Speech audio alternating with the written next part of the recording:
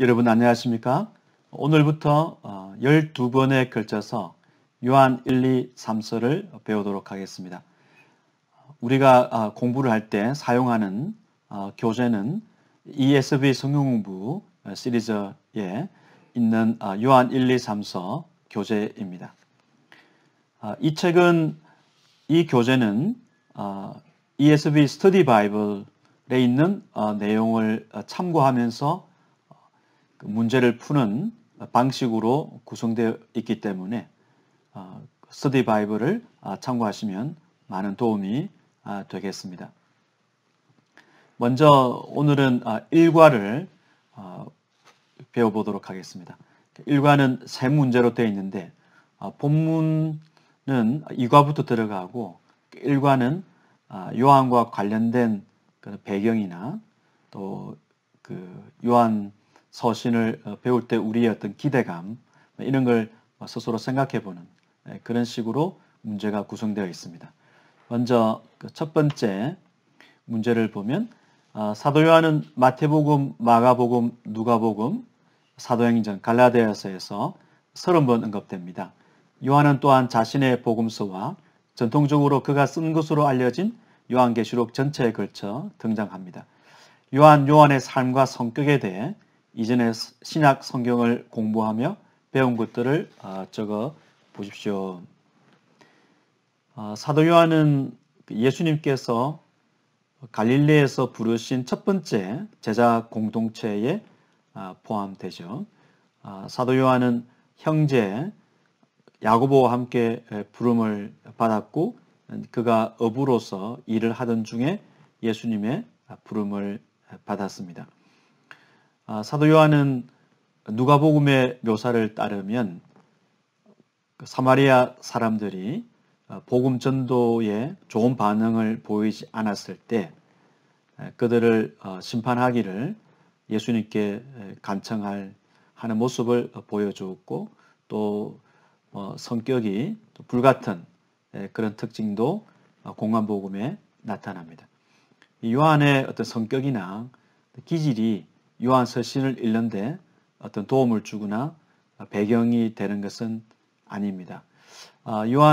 사도 요한에 대해서 또 여러분이 평소에 또 생각하는 그런 성격에 대해서 정리해 보면 좋겠네요. 그리고 두 번째, 바울을 제외하면 요한은 아마도 사도들 중에 가장 많은 저수를 남긴 사람일 것입니다. 요한은 복음서, 새 서신서, 요한계시록을 기록했습니다. 이 책 중에서 당신이 읽었거나 설교를 들어본 책은 무엇인가? 요한의 무능과 관련시킬 수 있는 일반적인 주제 또는 인상은 무엇인가? 네, 여기서 마지막 부분, 다른 요한문은 요한복음과 요한계시록과 이 요한서신을 한번 연결해 보는 그런 한번 생각을 해보겠습니다. 요한계시록은 요한서신을 이해할 때 큰 도움을 주는 그런 자료는 아닙니다. 그러나 요한복음은 여러모로 요한서신을 이해할 때 도움이 되고 요한복음의 언어와 요한서신의 언어가 일치하는 부분이 많을 뿐만 아니라 두 책에서 이제 주장하는 그 강조점도 공유되고 있고 특히 요한복음을 기록한 목적과 요한서신을 기록한 목적이 거의 같은 제 목적으로 기술되어 있는 것도 특징입니다. 요한 1서 5장 13절에 요한은 서신의 기록 목적을 이렇게 밝힙니다. 내가 하나님의 아들의 이름을 믿는 너희에게 이것을 쓰는 것은 너희로 하여금 너희에게 영생이 있음을 알게 하려 함이라. 영생을 있게 하는 것, 그것이 요한서신을 기록한 목적으로 설명하고 있습니다. 물론 제 요한서신에서는 이 편지를 받고 있는 독자들이 이미 영생을 가지고 있는 사람들입니다. 그래서 여러분이 영생을 가지고 있음을 확신하고 다른 사람들의 말에 흔들리지 않도록 하는 그것이 요한서신의 기록 목적 중에 하나입니다. 비슷한 목적이 요한복음 20장 31절에 나옵니다. 오직 이것을 기록함은 너희로 예수께서 하나님의 아들 그리스도이심을 믿게 하려 하며 또 너희로 믿고 그 이름을 힘입어 생명을 얻게 하려 함이니라. 요한복음에 말하고 있는 영생을 얻게 하기 위하여 요한복음을 기록했다라고 하고 있는데 요한서신의 독자들은 요한복음을 알고 있는 그리고 예수님에 대한 바른 진리를 배운 사람들입니다. 그래서 이 영생을 얻게 하기 위하여 복음서를 기록하고 또 복음을 전한 그 사도들의 그 말씀을 받고 이 독자들은 신자들은 영생을 얻은 사람들입니다. 요한서신에서는 이들에게 요한서신을 기록하는데 이 영생 또 생명, 영원한 생명, 생명이라는 관점에서 요한복음과 요한 1서가 서로 연결점이 있습니다. 요한복음에서는 그 영생을 정의할 때 17장 3절에서 이렇게 말합니다. 영생은 곧 유일하신 참 하나님과 그가 보내신 자 예수 그리스도를 아는 것이니라. 비슷한 내용, 아버지와 아들을 아는 것이 영생을 얻는 길이고 또 예수님에 대한 바른 진리를 예수님에 대한 바른 증언을 배워야 이런 이제 사람들이 영생을 얻었다고 할 수 있고 그러한 이 영생이 무엇인가 하나님과 그의 아들을 아는 것이고 그리고 예수님이 무엇을 위해 이 땅에 오셨는지를 아는 것 이런 지식을 바르게 아는 것이 영생일 뿐만 아니라 이 영생을 얻은 자는 하나님과 아들 안에 거하고 또 아버지와 아들께서 영생을 받은 자 안에 거하시는 이러한 그 내용은 요한복음이나 요한서신이나 서로 공유하고 있는 그런 개념이라고 볼 수 있습니다. 그래서 저술 목적과 영생이라는 이 용어를 보면은 요한복음과 요한서신이 상호 관련성이 있다.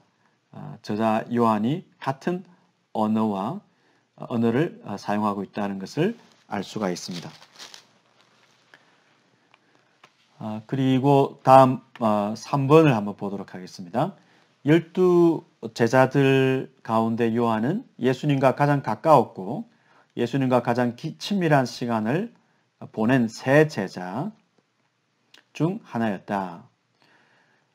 요한은 또한 최후의 만찬에서 예수님에게 가장 가까이 앉아 있었던 제자였습니다. 예수님이 십자가에 못 박혀 돌아가셨을 때 12 제자 중 유일하게 현장에 있었던 제자이며 예수님이 어머니 마리아를 돌보아 달라고 부탁하셨던 사람입니다. 요한에게 예수님과 함께한 경험에 대해 하나 또는 두 개의 질문을 할 수 있다면 무엇을 물어보겠습니까? 이 새 서신서를 통해서 요한에게서 무엇을 배우기를 원하는가? 이거는 요한서신을 공부하면서 우리가 가지고 있는 어떤 기대감, 그런 질문하고 싶은 것, 그거에 대한 내용이라고 볼 수 있습니다. 이 질문 속에 보면은 요한이 예수님과 가장 가까이 있었고 또 마지막 순간 처음에 예수님이 지상 사역을 하실 때 그때 이제 그 부르신 첫 제자 중에 해당하고 또 중요한 사건 예수님이 중요한 사건 때 세 제자를 데리고 가셨고 그 세 제자 중에 또 포함되고 예수님께서 돌아가셨을 때 어머니 마리아를 돌본 그러니까 예수님의 어떤 이 지상의 생애에 있어서 공생의 기간을 함께한 대표적인 제자라고 할 수 있죠. 그런 점에서 이 사도는 목격자입니다. 예수님의 목격자죠. 예수님의 어떤 목격자냐면 예수님이 성육신으로 즉 인간이 되셔서 제자들과 함께 계시고 또 사역을 하신 것을 직접 목격한 사람이고 그리고 이 목격한 것을 이제 다음 세대 교회에 전한 역할을 했습니다. 그래서 요한 서신을 보면은 요한은 목격자로서 자신이 이미 교회에 전달한 어떤 예수님에 대한 진리를 이제 전제로 해서 여러분이 그런 진리를 배웠는데 그런 진리를 굳게 이제 붙잡는 그런 생활을 할 수 있기를 바랍니다. 이런 식으로 권면하고 있습니다. 그래서 예수님의 실제 목격자라는 점에서 사도 요한은 권위를 가지고 있는 것이죠.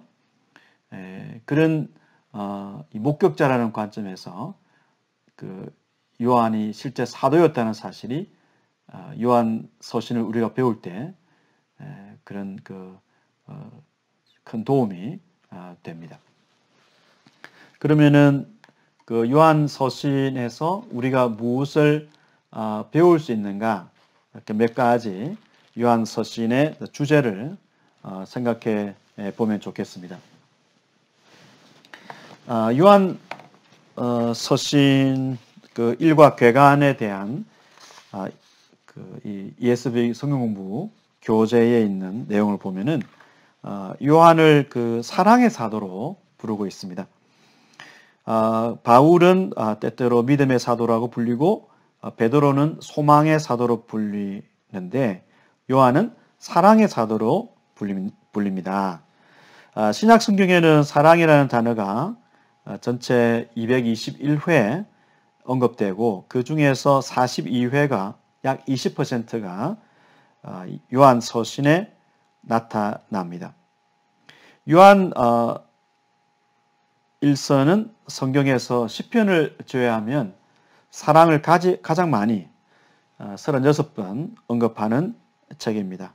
이런 이유로 요한 서신은 사랑의 사도라는 요한의 평판에 기여를 했다. 이것이 우리가 사용하는 교재에 있는 요한에 대한 설명입니다. 그러니까 사랑을 신약에서는 가장 많이 사용하는 책이 그 요한 서신이다라는 거죠.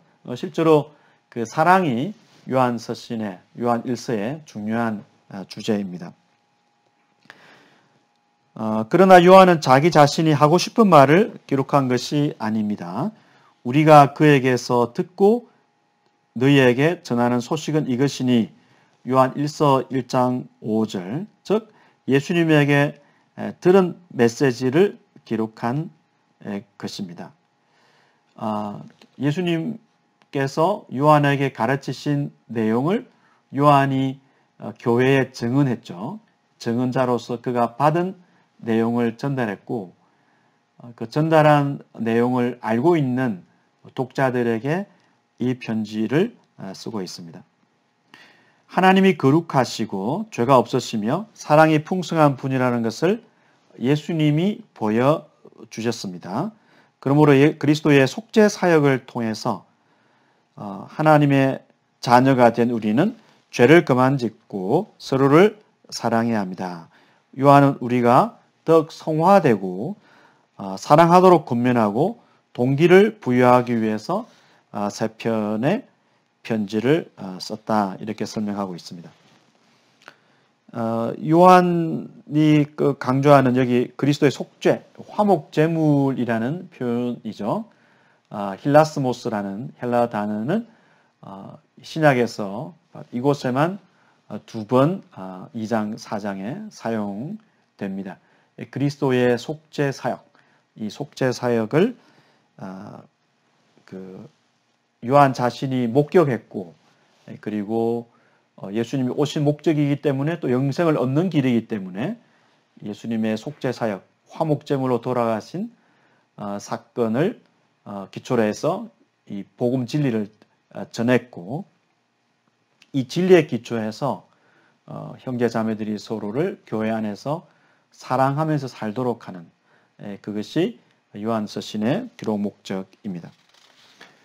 그리고 그 다음 내용을 읽어보면 요한 서신이 한 묶음으로 교회에 주어졌다라는 것을 생각해 볼 수 있는 근거를 이 교재에 적고 있습니다. 요한 서신은 일반적인 그 서신으로서 다른 그 신약의 서신서가 보여주는 형식하고는 좀 그 다른 점을 나타내고 있는데, 예를 들어서 수신자가 누군지 또 발신자가 누군지 이런 설명이 없죠. 그래서 요한 서신은 마치 그 설교와 비슷한 그런 특징을 가지고 있다. 반면에 요한 1, 2서는 그 편지 형식을 갖추고 있다는 거죠. 짧은 인사말을 포함하고 있다. 요한 3서는 주로 이 편지의 끝에 나오는 어떤 개인적인 가르침에 대한 내용을 담고 있어서 요한 1, 2, 3서가 전체가 이제 마치 한 통의 이제 편지와 같은 그런 역할을 한다. 이것이 이 교재의 설명입니다. 더 큰 이야기를 읽어보면은 그 당시에 이제 교회가 구약을 통해서 기독교 신앙을 가르치고 구약에 기초한 이 요한 서신의 기술, 요한 서신의 기술을 통해서 교회가 이렇게 하나님의 목적대로 성장하는 것이 사도들이 복음을 전한 목적이 되는데, 당시에 교회 밖의 유대인 지도자들뿐 아니라 교회 안에 몇몇 선생이 성경의 의미와 예수의 사역에 대한 거짓 가르침을 전했습니다. 그래서 사도 요한도 마찬가지로 예수님에 대한 그 사도의 증언, 사도들이 가르친 전통, 예수님에 대한 전성이라 그러죠. 예수님에 대한 그 증언을 기록하는 것이 중요했고, 요한 서신도 그런 차원에서 바른 예수님에 대한 바른 증언, 예수님이 직접 말씀하셨고 그 말씀에 기초해서 사도들이 증언한 내용이나 또 예수님 자신의 활동이나 말씀을 그대로 전달한 이 사도들의 증언을 다시 환기시킬 필요가 있었기 때문에 요한 서신을 기록했다, 이렇게 보고 있습니다. 그리고 요한이 스스로 그 요한 2서 3서를 보면은 첫 구절에서 자신을 장로라고 소개하고 있는데, 아마도 그 나이가 가장 많이 든 사람이 아니었는가 이렇게 추정하고 있습니다. 네, 실제로 그 요한 서신에는 요한 1서를 예를 들어보면은 그 교인들을 부를 때에 자녀들아, 또 아이들아 이렇게 쓰고 있습니다. 이것은 그 가족 언어로서 그 아이 여러분, 그 자녀 여러분, 자녀들아, 아이들아, 이것은 이제 가족에서 아버지가 또 어르신이 자녀나 또 어린 사람들에게 사용하는 자연스러운 표현이죠. 그 요한이 또 친근한 의미에서 이런 표현을 썼을 수도 있고, 무엇보다도 요한이 실제로 그 편지를 받고 있는 교회 독자들에 비해서 나이가 실제로 그 많은 사도였기 때문에 그런 표현을 사용한 것이 아닌가 이렇게 추정을 해볼 수가 있습니다. 요한 그 요한 서신 전체의 어떤 주제를 간단하게 먼저 한번 그 언급하고 이제 다음 강의부터는 요한 서신을 자세하게 우리가 살펴보도록 하겠습니다. 요한 서신은 그 구조가 순환적이에요. 무슨 말이냐면 그 어떤 내용을 이제 요한이 설명하고 나서 이제 비슷한 내용을 또 이렇게 설명합니다. 그래서 예를 들어 요한 요한1서는 5장인데 요한1서를 뭐 가르치고 또 배우다 보면 어떤 이제 이 단락이 있으면 그 단락에 있는 내용이 앞에서 어떤 이야기를 하고 또 비슷한 내용을 다루기 때문에 사실 5장으로 되어 있지만 좀 더 이렇게 공부를 하다 보면 시간이 축약되는 걸 느낄 수가 있어요. 그만큼 같은 내용을 이제 다른 식으로 한 번은 이제 긍정적으로 이야기하고 한 번은 부정적으로 이야기하고 하기 때문에 이런 이제 단락 안에서도 비슷한 내용이 이게 반복이 되고 그리고 단락 전체를 보더라도 앞에서 했던 내용을 또 뒤에서도 이야기하고 그러기 때문에 어떻게 보면은 이 구조를 선명하게 이렇게 가르기가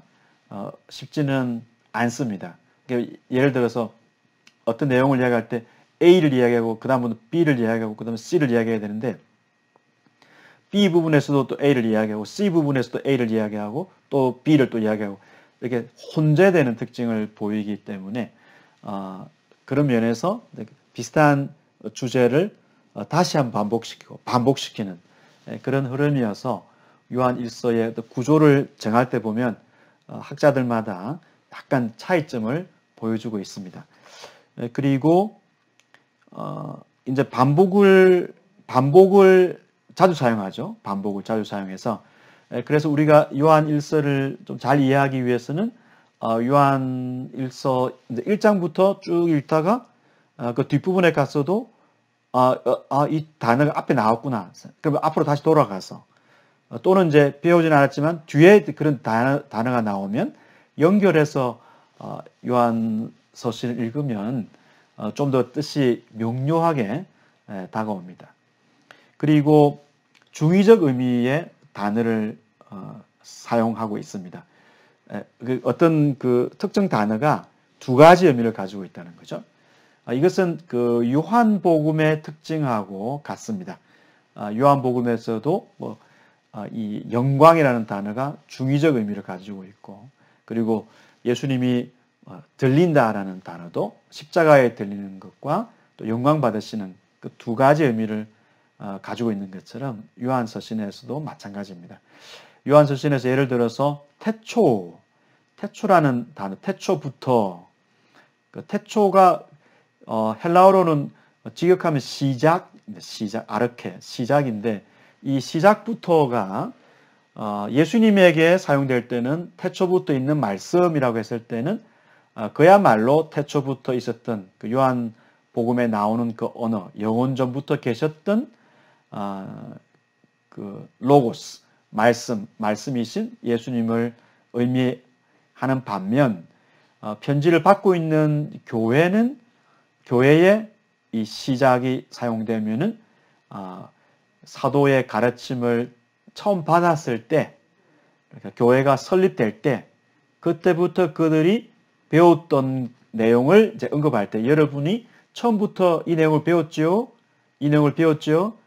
다른 사람들이 엉뚱한 걸 가르치고 그들이 결국 교회를 떠났지요? 여러분은 처음부터 배웠는데 그 배운 것이 맞습니다. 여러분은 그 배운 것에 기초해서 신앙생활을 잘 하고 있습니다. 라고 이야기할 때 그때의 시작은 교회 설립 또는 성도들이 처음에 사도의 가르침을 받았을 때 그때를 말하고 있죠. 그래서 단어가 중의적 의미를 가지고 있기 때문에 두 개를 잘 구분해서 볼 필요가 있고 또 죄만 해도 어떤 죄는 날마다 자백을 해야 되는 고백을 해야 되는 그런 죄를 언급하면서 또 여러분은 죄가 없습니다. 그런 식으로 뭔가 두 종류의 죄를 한 죄라는 그 단어는 하나지만 다른 성격의 죄를 언급하고 있음을 서실 책을 읽다 보면 우리가 알 수가 있습니다. 그런 어떤 이 반복되는 점, 또 중의적인 의미 이걸 생각해 보면 좋겠습니다. 그리고 요한계시록과 요한서신이 이렇게 많이 연결되고 있기보다는 요한복음과 요한서신이 상당히 그 많은 부분에서 언어를 공유하고 있습니다. 이것은 요한복음이 먼저 독자들에게 전해졌고, 그러니까 사도의 전통, 사도의 가르침을 반영하고 있는 그 요한복음을 독자들이 알고 있고, 그런 독자들에게 요한복음의 언어를 사용 요한서신이 하고 있습니다.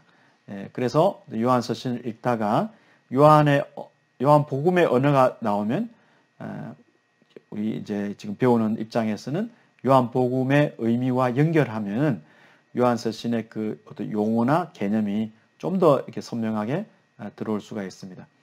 그리고 이제 우리 요한서신의 특징을 살펴볼 때, 어떤 주제를 살펴볼 때 마찬가지로 요한복음의 주제와 연결하면 도움이 되겠습니다. 요한서신, 특히 이제 요한일서에 있는 주제를 한번 이제 검토해 보면, 먼저는 앞에서 말씀드린 바와 같이 그 사도의 전통 권위를 요한서신은 강조하고 있습니다.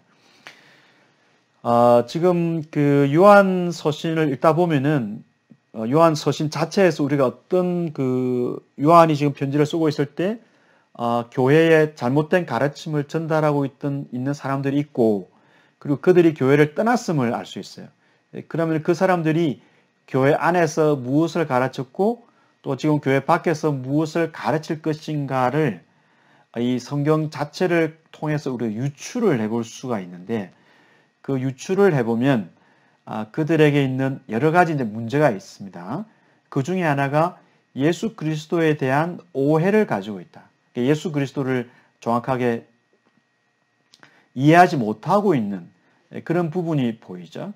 그래서 요한서신은 이 처음에 그 바른 진리를 가르친 그 사도의 권위를 강조하면서 사도들이 또 사도들의 대표인 요한이 교회에 전달한 진리, 그 진리를 꼭 붙잡도록 요한이 이제 강조하고 있습니다. 그럼 그들이 붙잡아야 되는 진리는 사도가 전한 진리이기 때문에 그 진리를 가르친 사도의 권위가 중요합니다. 이 사도들을 반대하는, 그리고 사도가 전달한 예수 그리스도에 대한 진리를 반대하는 사람들, 반대하면서 잘못된 가르침을 전하는 사람들을 적 그리스도들, 이렇게 복수로 적 그리스도들 이렇게 요한은 설명하고 있습니다. 그렇기 때문에 요한서신은 사도들이 처음에 가르친 것을 강조하고 이 강조한 이 가르침을 지키기 위해서는 사도들의 권위에 대한 인정이 필요합니다.